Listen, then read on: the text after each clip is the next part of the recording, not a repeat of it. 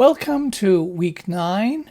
We're going to look at a number of Max objects that are designed for recording and playing back of samples. So in the previous couple of weeks, we've been looking a lot at synthesis, creating audio from essentially nothing, from oscillators and envelopes and so on. Now we're actually going to look at recorded sound, bringing recorded sound into Max MSP and being able to play back and manipulate recorded sound and outputting it. Okay, so there's a variety of objects that can be used for this, and we're going to go through from the simplest objects to the most complicated objects. And as we'll discover, the simple ones can't do very much. They're easy to use, but they can't do very much. And the more complicated ones are much more complex and difficult to use, but are capable of doing much, much more. So let's begin with the simplest one. So the first thing I want to do is make sure I've got an ADC tilde object or an EZ ADC tilde object, and that it's connected up to some kind of meter so I can see my incoming levels. And this is going into the SF record tilde object. The SF record tilde object and the SF play tilde object are the two simplest recording and playback objects. And essentially they record a sound file from my microphone onto the hard drive. And SF play simply reads that sound file from the hard drive and plays it back. I can't do a whole lot else with it other than pause it and resume the playback. I can't really transpose it. It's just really for sound file recording and playback. Okay, so how do I operate SF record? Well, first of all, I need to identify a file on my hard drive that I'm going to use for the recording. And so I have got this open space, my sound. And when I click on this, what will happen is on my hard drive, a file will be created called my sound. It will be created in the same folder as this project is in, and it basically is open and ready to receive sound. I then can specify how long I want to record sound. So I'm going to change this and say record 5,000. And now basically we have set up a kind of start and stop mechanism for the recording. So we can click on this and we can start recording into that open sound file. So this is about 5 seconds worth of recording. Actually, let me do this again. Open my sound. This is 5 seconds worth of recording. And stop the recording. Now I can go over to the SF play and simply open that same sound file and click on 1. This is 5 seconds worth of recording. There's not a lot I can do with this particular object. I can start it playing. I can stop it. This is pause it. I can resume it. 5 seconds worth of recording. I can open a different sound file, such as this one. I can play it. I can stop it playing, pause it. So that's it, really. I wouldn't worry about this record duration. That's not really necessary. I would simply open the sound with a name and start it and stop it with the toggle box. Okay? All right, so I've got a selector over here, and of course I set it to SF play, and I'm going to now look at the play tilde object over here. Okay, so the other objects that deal with audio in Max MSP, samples in Max MSP, use what's called a buffer tilde. And a buffer tilde is basically a storage location for your digital audio. And so you can see I have one up here. It's called buffer tilde. And the first argument to a buffer tilde is the buffer's name. And this is very important because every other object that you use that makes reference to this buffer has to know what the buffer name is. So this buffer is called test.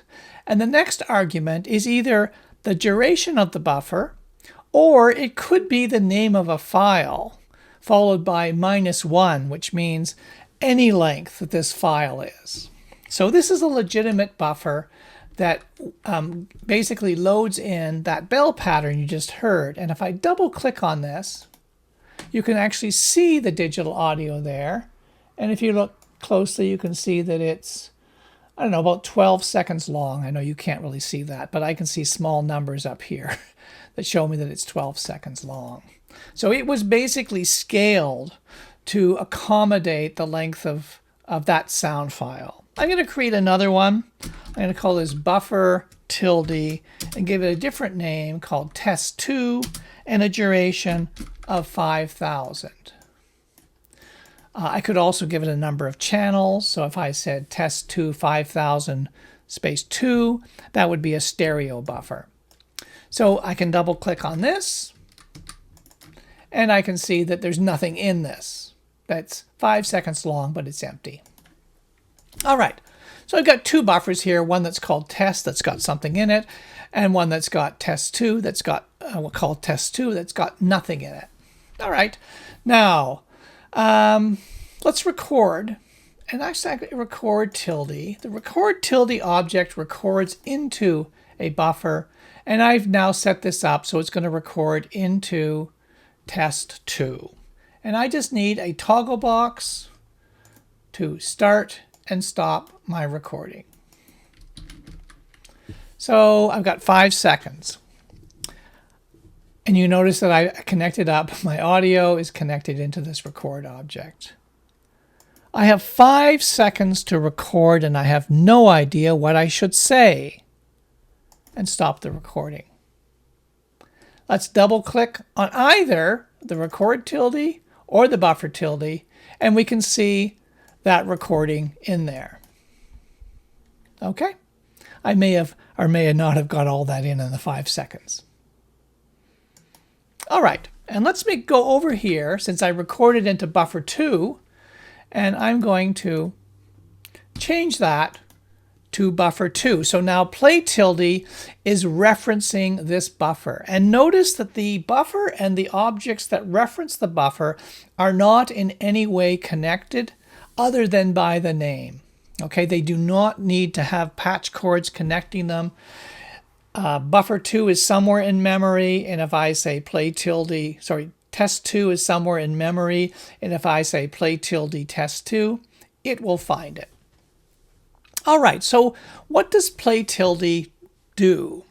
Well, think of this sound file as existing in time. All the samples that make up the sound file are in there.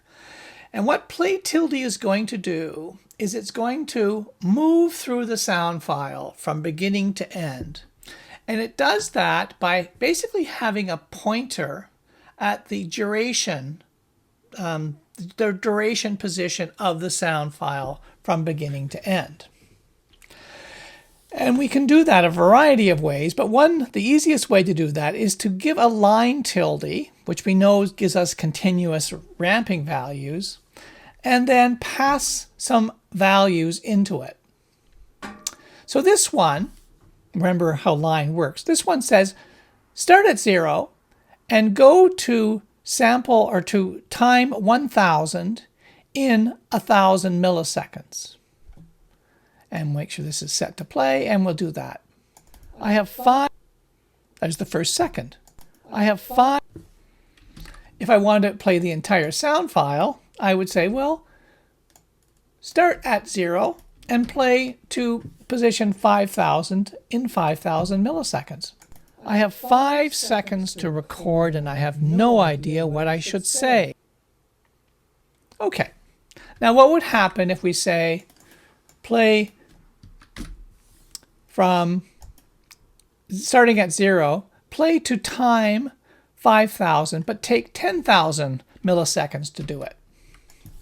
I have 5 seconds to record and I have no idea what I should say. Similarly, if we were to change this to 2000, I have 5 seconds to record and I have no idea what I should say. Okay, so the Munchkins are talking. All right, so what about if we did something like this? Let's start at 5,000 and go to 0 in 5,000 milliseconds. Yes, that's my voice speaking backwards. Okay, and we've played around with the speed. Play at half speed, play at double speed. So think of this as just a pointer that's moving, and we say we're going to start here and we're going to go that direction, or we're going to start here, we're going to go this direction, and by the speed, our playback is altered. So it's a fairly simple way of playing back sounds. We could play them back very, very, very, very, very, very fast if we wanted to, or extremely slowly. If we wanted to play 1 second of sound, but take 20,000 milliseconds to play it, it would sound like this.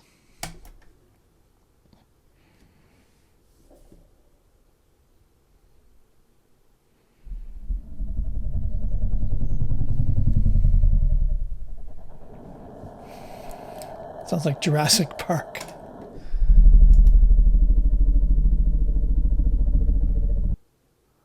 Okay, that was the first second of that. All right, so that's the play object. Fairly flexible, and that we can control the direction of the playback, and we can control the speed of the playback using that line tilde object, or in fact any other object that's going to generate a moving line value. All right, let's look at the groove tilde object, which is up in the top corner. So the groove tilde object is this Cadillac of the playback objects, and was actually designed primarily to work like a sampler. And so I'm going to go down here and I'm going to switch to the groove tilde object so we can hear that one. Let me change this buffer to test 2. I have 5 seconds to record and I have no idea what I should say. And there, Groove just started to talk all by itself. That's because I edited it. Okay. What does Groove take as inputs? Well, it separates out the playback speed with the position at which it's playing. And so it wants to have a signal that's going to control the playback direction and speed. And so the way this works is that when we play it back at normal speed, we are playing it back with signal tilde 1. I should probably put a decimal point in there. That means play this back at the normal speed. If we put a value of 2 in here, it will play back the sound at double speed. So I'm going to hit the start button, the 0, to say start at sample 0. I have 5 seconds to record and I have no idea what I should say. If I want to play back at half speed, that would be 0.5. I have 5 seconds to record and I have no idea what I should say. Okay, so that's me playing back at half speed. I could also play back backwards. But to do that, I need to set a different start point. Yes, or I could play backwards minus 0.5, which would be backwards at half speed. Yes,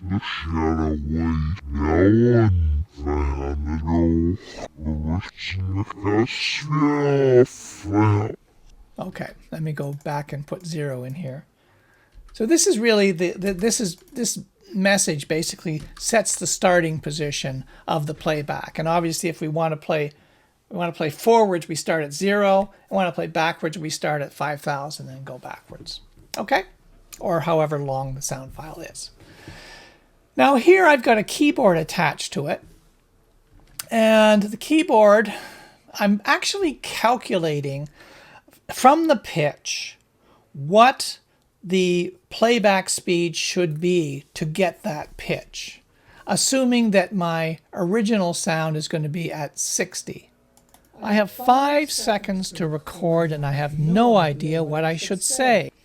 This trans ratio, I'm just going to open it for a second. It's a max patch that comes, which does an expression which multiplies the incoming pitch so that it ends up being, if your sound is up an octave, it will give you a value of 2, and if your sound is down an octave, it'll give you a value of 0.5. So that you don't need to worry about that. That is the correct math for doing that. So if I go down a semitone, you'll see that I'll get a value a little less than 1. I have 5 seconds to record. I have 5 seconds. I have 5 seconds. I have 5 seconds. I have 5 seconds to record and I have no idea what I should say. I have 5 seconds to record and I have no idea what I should say.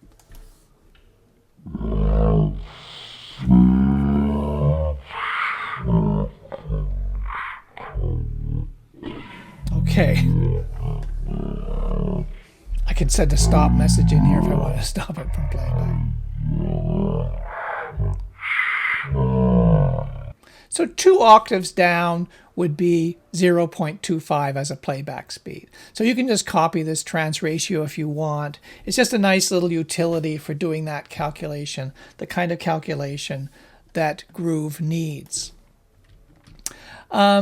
Groove also can have values put into the second and third inlets that create loop points for the playback.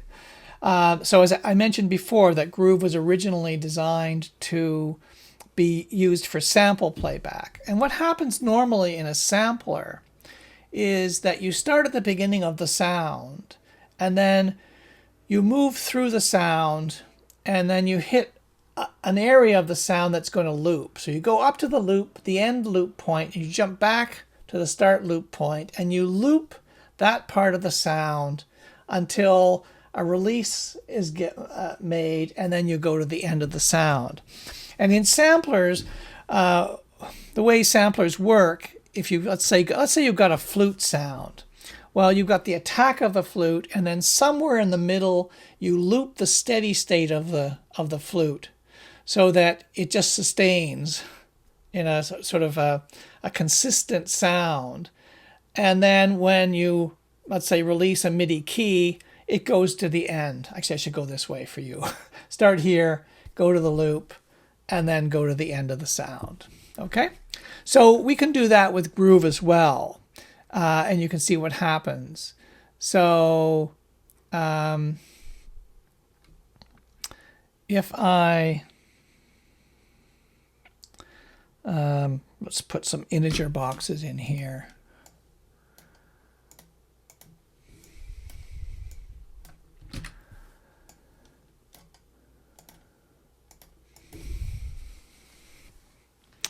And I'm just going to put in some values. I'm going to loop between 3,000 and 4,000.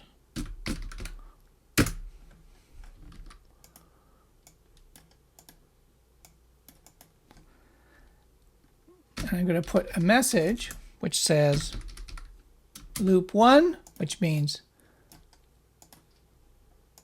do a loop, and loop 0, which means stop the loop.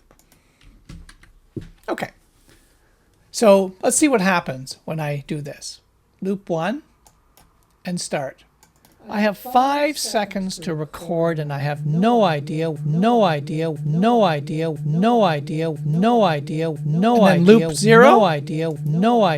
I should say. Okay, so you see how that works. Loop is on. I have 5 seconds to record and I have no idea what I should say. And while that's looping, of course, I could change these loop points as well. I have 5 seconds to record and I have no idea, no idea, no idea, no idea, no idea, no idea, no idea, no idea, idea, idea, deal, deal, deal, deal, deal, deal, deal, deal, deal, deal, no idea, no idea, idea, idea, idea, what I should say. Okay, so you can already see that you could do some fun things with this by setting the loop points. And creating an interface for doing that. I should also mention that Groove is capable of doing a lot of fancy things, including doing what we call time stretching, so that it's possible that we do not change the pitch when we change the speed of playback, or the duration of playback. So we can essentially decouple. What's happening now is that when we play a lower pitch, it takes longer, and when we play a higher pitch, it takes less time. But it's possible to set it up so that those two are decoupled, so we can play a higher pitch with the same durations or a lower pitch with the same durations. Right? And that can be done in Groove. Maybe I'll show you just one more object. We're getting a little bit messy here.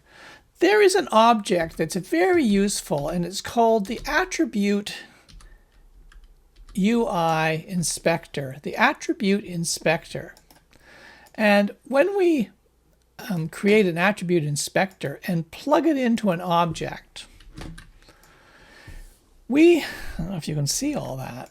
We actually see all of what are called the attributes of a particular object. I know it's going off the bottom there. And these can be set, right? So for example, you can't see what I want to show you, so let me move it over and up a little bit. Yeah, you can see that now. This allows me to turn on the time stretching, and I can actually click on that and turn on time stretching. And then I can, for example, turn on, do a pitch shift factor, right? So now I'm going to play this. I have 5 seconds to record, and I have no idea what I have 5 seconds To record, and I have no idea what I should Say. I have 5 seconds. to record, and I have no idea what I should say. So here what's happening is that I'm able to do pitch shifting separate from the pitches that I play on the keyboard. I have 5 say. I have 5 seconds to record, and I have no idea what I should say. So you see the difference there is that because I've decoupled the time and basically time and pitch, I can play it back and it's the same duration, takes the same amount of time, but my pitch can be different. So let me move this down to, not there, maybe to 0.5. This is a pitch shift to 0.5. I have 5 seconds to record, and I have no idea what I should say. So the duration is the same, but the pitch is different. So I'm going to make it really low.